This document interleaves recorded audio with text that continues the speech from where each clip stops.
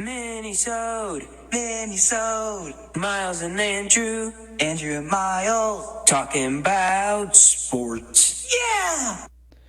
And welcome back to the first minisode of 2026 for Talking Sports. And I'm one of your hosts, Andrew Volkman, and this is my co-host. Miles Shield here, virtual, everybody. We're back at it once again for 2026.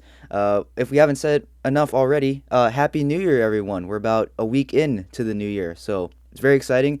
We're excited to be back doing what we love to do for you guys, making some great content for you guys.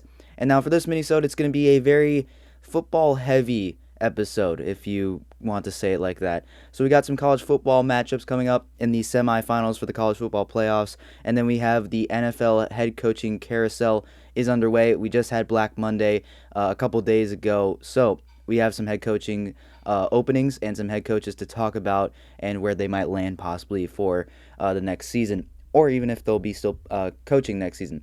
But starting out with the college football playoffs, we have the semifinals coming up. The winners of these next two games will be moving on to the national championship. The first game is between Ole Miss, who got a crazy win over Georgia. They will be taking on the University of Miami, Florida, and then we have Indiana, the number one team ranked in the country, and they will be taking on number 5, Oregon. So some great matchups coming up, and we got some predictions for you guys. So Miles, why don't you go ahead and start us off with the Miami versus Ole Miss? Well, first of all, this is a crazy matchup. Those are two underdog teams, and one of them is going to the national championships, right? I think it's easy to say if Oregon was playing one of those teams and Indiana was playing the other, like it'd be an Oregon-Indiana, championship. But you have two underdogs, and one of them is going to the championship. I would love to see Carson, Beck, and Miami in the championships. I love their head coach, Mario Cristobal. He's great. I just don't think they're as well-rounded as Ole Miss. And Trinidad Campbell is so good. He is good running the ball. He is good throwing the ball. He's just got so many more aspects of a possible elite quarterback, where Carson Beck is a pocket passer. He doesn't have that kind of elite status. He'll give you some good games. He'll give you solid games. And I think that Trinidad Campbell will be fighting for this game, and I think it'll be close, but I think Ole Miss will be going to the national championships. Absolutely. I 100% agree with that there. I mean, I predicted Georgia to be a national championship contender, and we kind of saw how that worked out. So in lieu of that, I have no choice but to go with Ole Miss, the team that beat my prediction. I have no choice but to go with Ole Miss at this point, but I do love the story of Miami. And now we have Indiana versus Oregon, a Big Ten matchup, I'm pretty sure, because I think Oregon's in the Big Ten now. I mean, conference switching is so crazy. But yeah, who do you have for Oregon and Indiana? Well, this is a clear one to me. Indiana. Yes, Dante Moore on Oregon has been amazing, and this very well could be the competition for the number 1 overall pick, because everyone's saying Mendoza's the clear number 1. Yeah, Mendoza's the clear number 1 for maybe the Jets, right? But the Jets didn't get one. The Raiders did. And to me, the Raiders very clearly, I think, will analyze both of these guys, and it's anyone's pick at this point to be the number 1 overall pick. And to me, I think the winner of this game, and maybe not even the winner, the person who plays better football will be the number 1 overall pick. And to me, the person who's going to play better is Fernando Mendoza. And his dominant win all season, Indiana's been unstoppable. I don't see them stopping here. I see them winning the national championship. That's what I said in the beginning. And Ole Miss, Miami, both those teams are good, but they just don't compare to Kurt Signetti and Fernando Mendoza. Absolutely. I know it's not really bold or spectacular in any way that we're kind of agreeing on this, but at the end of the day, me and Miles both want to be right at the end of the day. And I would have to say Indiana's probably going to the national championship too. So with that, we probably most likely we both have Ole Miss taking on Indiana. who do you think will win the national championship? I think that Indiana, like, if they go to the national championship, it'll be good. It'll be a good game, but I have a hard time believing that Ole Miss will come out on top over Indiana after especially all the Lane Kiffin drama, and that's still ongoing right now, especially if Ole Miss makes it to the national championship. I think with all that drama and what they've had so far, I think their string of success comes to an end in the national championship. But I don't know what you think, Miles, but let's hear it. Well, here's the thing. Everyone but Oregon has an exciting story. No offense to Oregon, but here's what I'm going to say.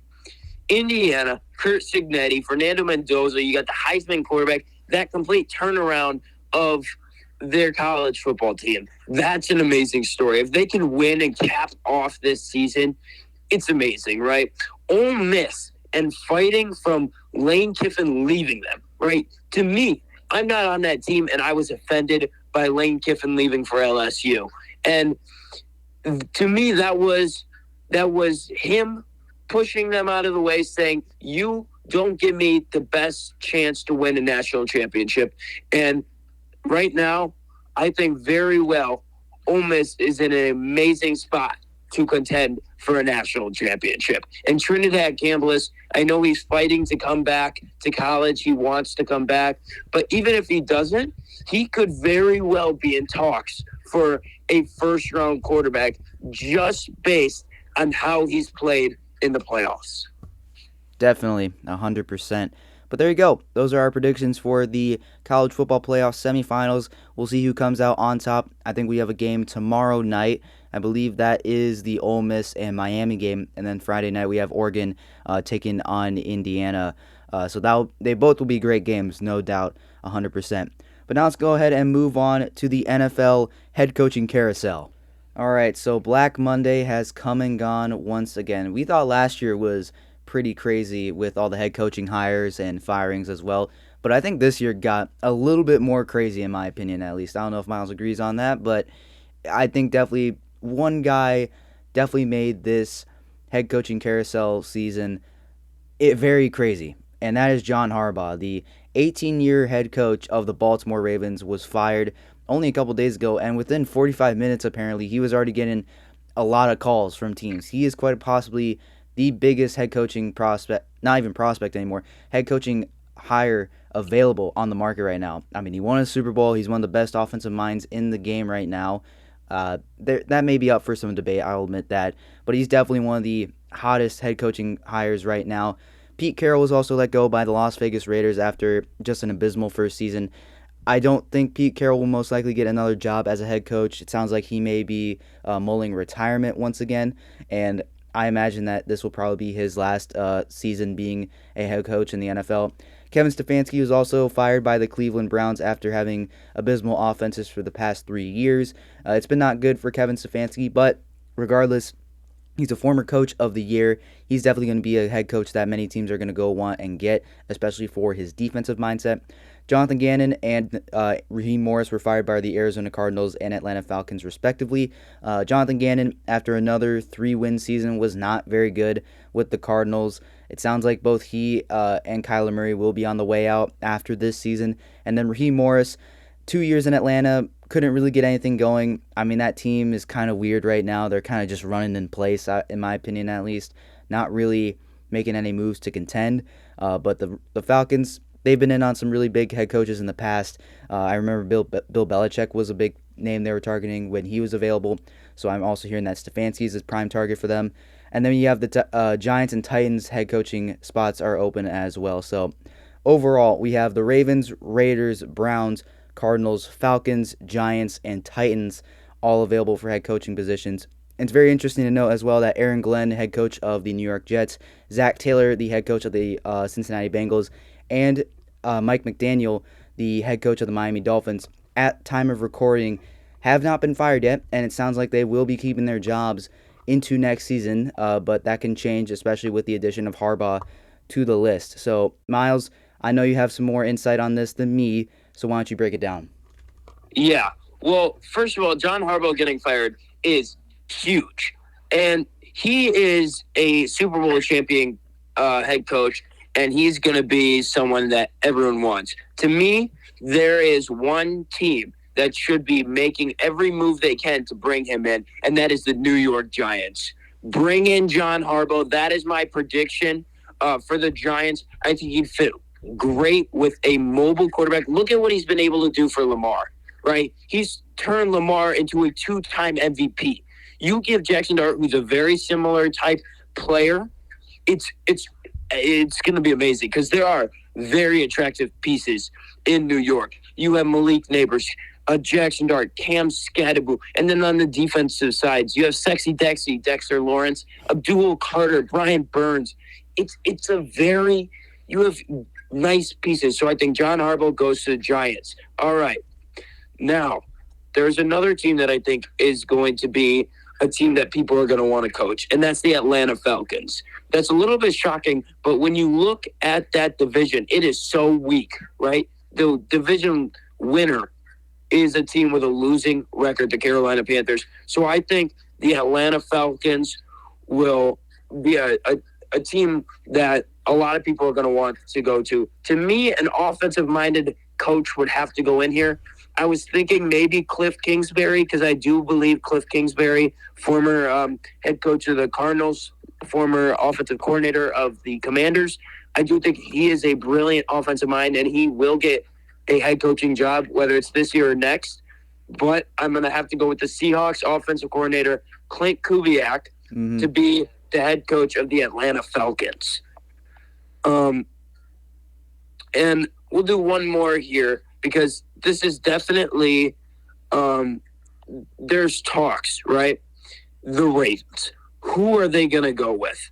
And to me, there's a lot of people, but I'm going to go with the guy, because let's think about it. When you think of Ravens, you think of defense, right? You think of Ed Reed, you think of Ray Lewis, and you look at the defensive back, all the defensive backs on that team are elite.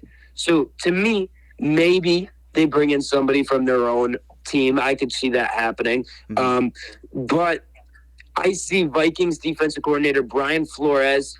I know he hasn't been a great head coach, but Brian Flores getting the opportunity with the Ravens, I think that could be something special. Another guy, Jeff Hafley, could definitely interview for that Ravens job. But to me, that's a little bit too high profile for Hafley. I think Hafley will get maybe like a Cardinals job or the Titans job, something that has,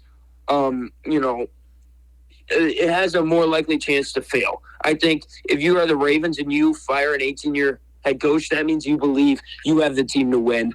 And Brian Flores could be the guy to push you over. Definitely. Not to mention as well the Tennessee Titans. I was seeing reports about it. They're interviewing current NBC analyst and former Cowboys head coach Jason Garrett to be their head coach possibly for next season, among other names as well. I'm pretty sure Harbaugh's in that conversation. I'm pretty sure Stefanski's in there. Raheem Morris is in that conversation as well. So the head coaching carousel is speeding up very, very quickly, and we have no official news yet on head coaches being hired by other teams, but to be sure, we will be reacting to those live as soon as possible. I know the Detroit Lions also fired their offensive coordinator after a pretty abysmal first season, not making the playoffs at 8-9. 9-8. I'm pretty sure everyone in the NFC North finished with a solid record over 500. So that's a job that could open up and be very interesting. Could see a big name pop up over there potentially for next season. And besides that, we pretty much covered it, I'm pretty sure, Miles. But any closing thoughts on this? No, great mini-sode. We're hoping to have another episode up this weekend, and let's go, guys. It's NFL time, baby. Yeah, much more on the way to come. Not just the NFL, but college football. The MLB had a massive trade go down today. We also have NBA news going on. Where may Trae Young go? It sounds like the Wizards are possibly a landing spot, but we'll get to that and more coming up very, very soon. But thank you so much for tuning in to this episode. If you're listening on Spotify or Apple Podcasts, make sure you follow us there so you never miss another upload. If you're listening on YouTube, make sure you like and subscribe to the channel. Turn on those notifications, guys. We need to get that subscriber count up. Come on, let's go. And then besides that, go check out my Talking NASCAR show. A lot of good stuff going on over there, and I'll be posting episodes over there very, very soon. But with that, I'm Andrew. And I'm Miles. And thank you for tuning in to this episode, or this mini-sode, the first one of 2026. And we'll see you in the next full episode of Talking See you Sports. guys. Bye. Bye.